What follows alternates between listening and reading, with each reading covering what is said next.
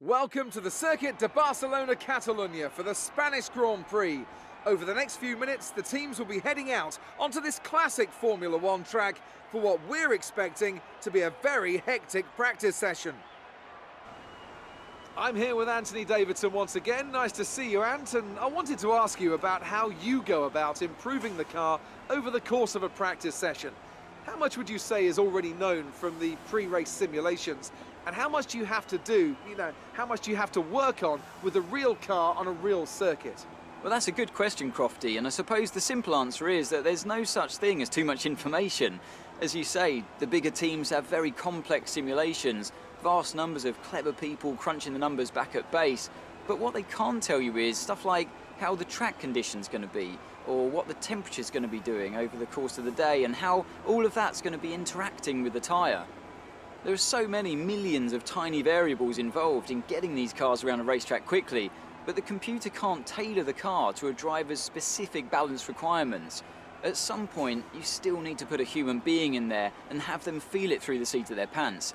And that's why we end up with different drivers having different setups. So what I'm trying to say is, Crofty, nothing beats on-track testing.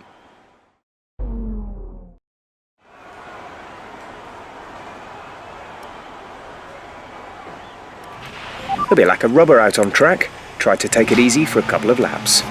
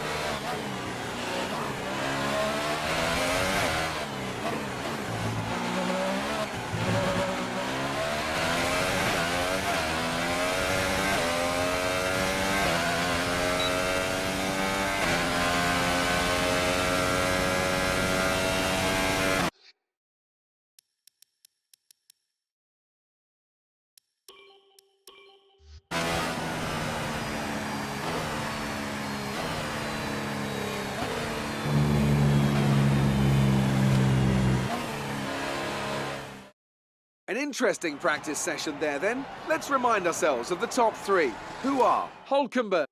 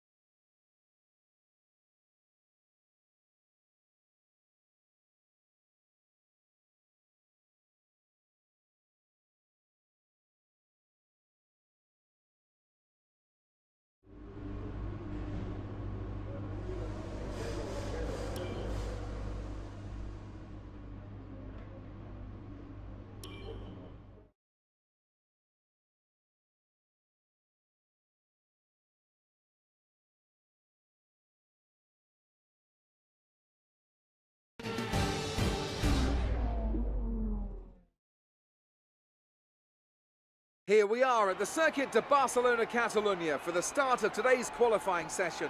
It won't be long now until we're ready to join the action down at trackside.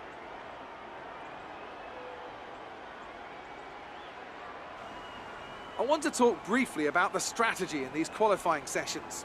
Anthony Davidson, how can a driver adjust their approach to gain those critical extra tenths of a second? Well, qualifying isn't about adjusting your approach necessarily, it's more about trying to repeat a low fuel run that you've practiced prior to this session. You're looking for perfection on the lap, and that's hard to achieve if you're trying something new. There are some variables that can stand in your way, however. Track position or unexpected yellow flags, for example. Coupled with ever-changing track conditions, it's important to be out there at the right moment. But as a driver, you have to try and ignore these distractions and just keep your mind focused on that one perfect lap.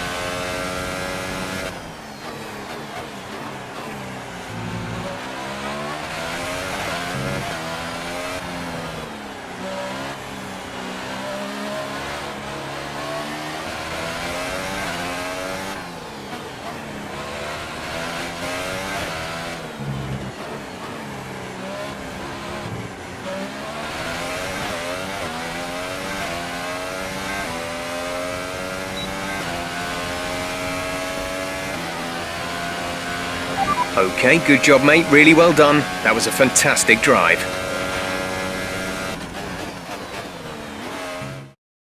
So qualifying is complete and we're all set for an exciting race tomorrow.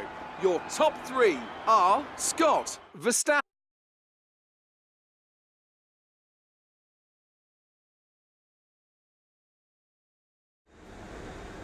Good day today. Tell us about it from your perspective. First in the championship. How does that feel?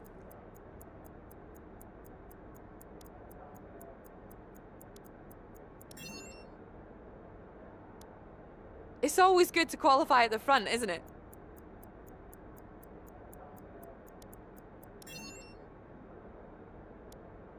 You didn't spend much time practicing. Are you saving your car for the main event?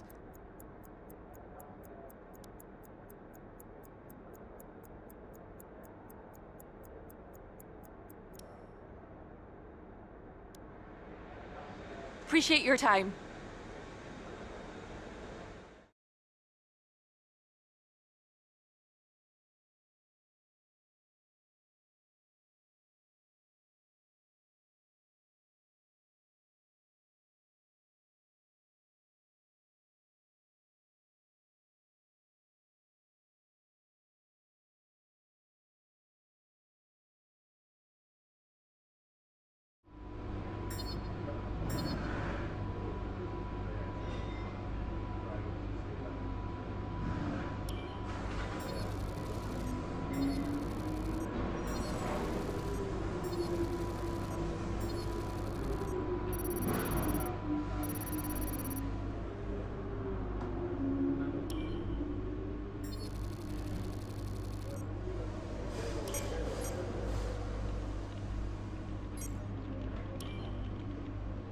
All right, I think we can call that a successful qualifying. We should be in with a good chance in the race.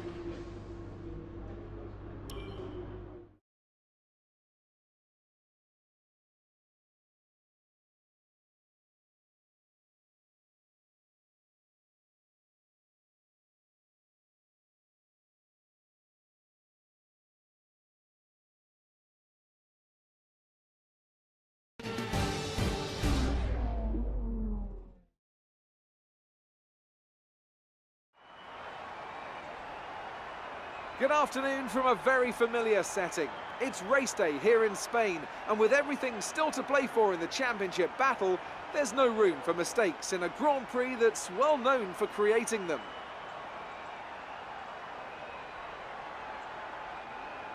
The Circuit de Barcelona-Catalunya then, a high-speed 2.89-mile circuit which demands an efficient downforce package and bravery on the part of the driver, especially through the blind right of turn 9, which we might just see taken flat this weekend.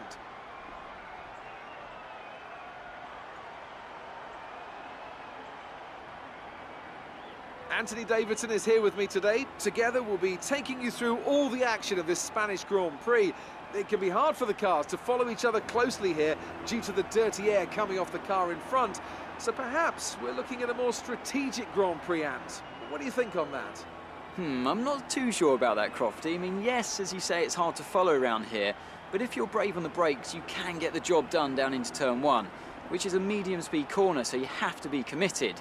And looking down at this grid today, I think we're going to see 1 or 2 drivers making a move from a long way back. Maybe try to force their opponent into a mistake. I don't think this is a race that's going to be purely decided in the pit stops. We're almost ready to go then, and this is what the starting grid looks like for today's race. Scott lines up on pole position, edging out Max Verstappen, who'll start from P2. Looking down the rest of the grid, we have Vettel, Hamilton, Kimi Raikkonen and Ricciardo, Hülkenberg, Alonso, Sainz and Romain Grosjean, Magnussen, Gasly, Esteban Ocon and Leclerc, Perez, Hartley, Stoffel Van Dorn and Marcus Ericsson, Stroll and Sergei Sirotkin rounds off the grid. And now it's time to head down to the track.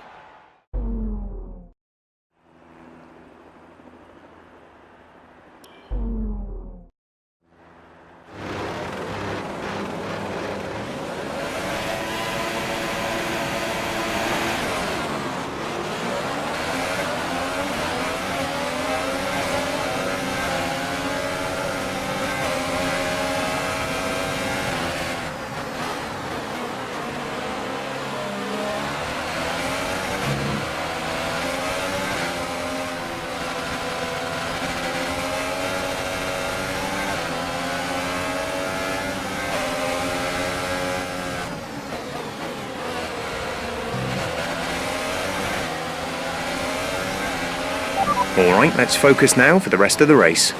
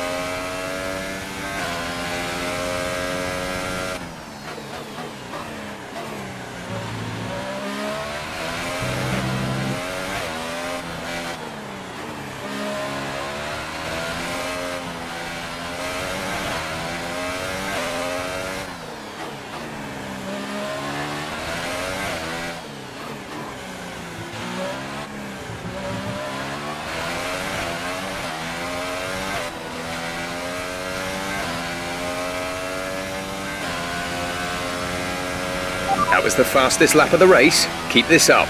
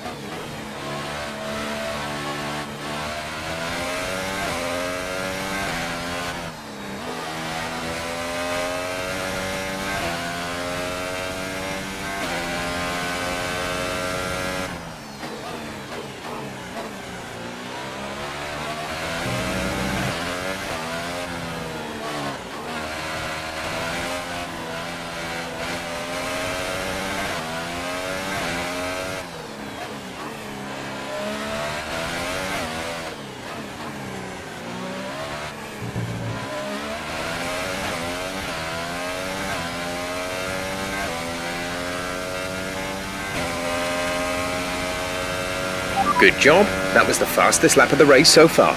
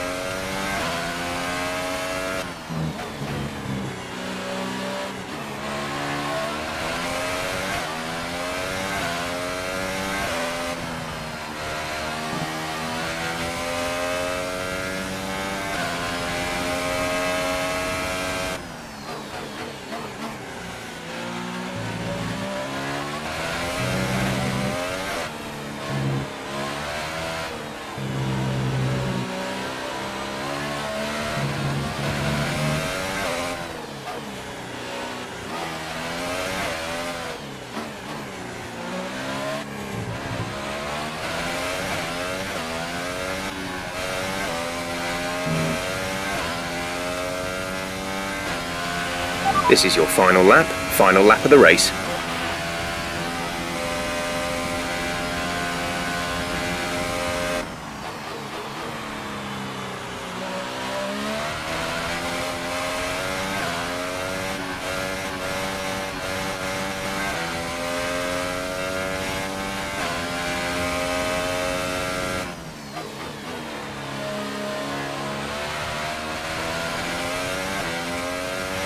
The gap behind us is 5.8 seconds.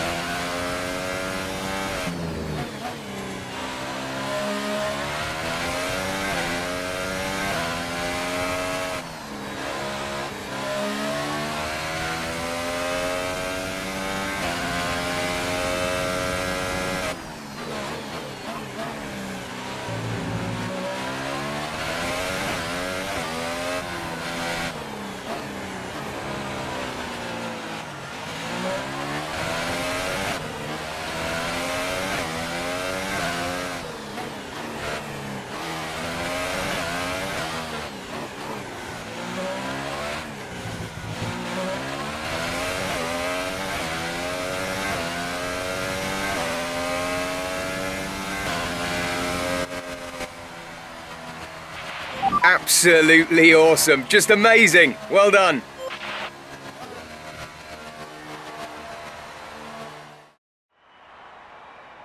So Mercedes have won it, and what a great race it was. So, Ant, how exactly did they set themselves apart from the pack today? Well, I think the track conditions just really suited their car today. Wind, track temperature, you name it. These cars come alive when the tyres are just at the right temperature. So the more easily you can keep them there, the better your race tends to go. And that's exactly what happened. Their car just looks so comfortable out there. And here are our podium drivers today after that excellent race. They've excelled here, as they so often do, and it's a well-deserved victory. Mercedes, then, are on top today.